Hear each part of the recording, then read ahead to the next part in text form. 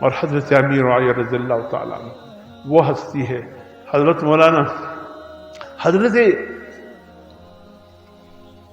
امام ابو حنیفہ ہند ابو حنیفہ ہند امام حضرت شاہ ولی اللہ رحمۃ اللہ علیہ جو اس ہندوستان کے امام ابو حنیفہ گزرے ہیں، انہوں نے لکھا، انہوں نے کتاب لکھی ہے چھوٹی سی، سیرت الرسول، چھوٹی سی کتاب ہے۔ یہ کتاب اصل فارسی کی زبان میں ہے۔ دارالعلوم دیوبند کے فارسی کے استاد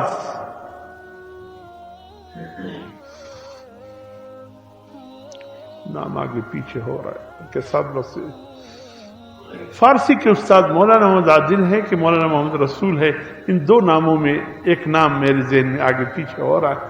انہوں نے پھر سیرت الرسول کا اردو میں ترجمہ کیا۔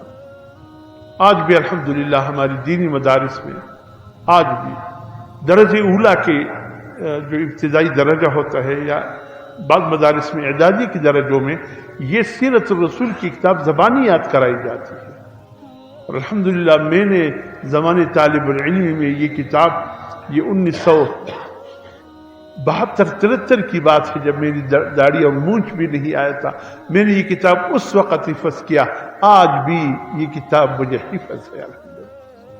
سیرت چھوٹی سی کتاب ہے، کوئی بہت بڑی کتاب نہیں ہے۔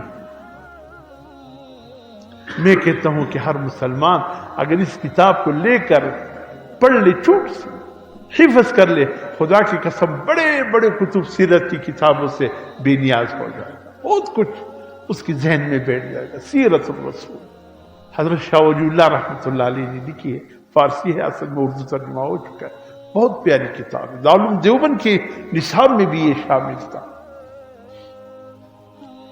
بڑی عجیب انداز سے سمندر در کوزہ، وہ سمندر کو کوزے میں بند کر دیا۔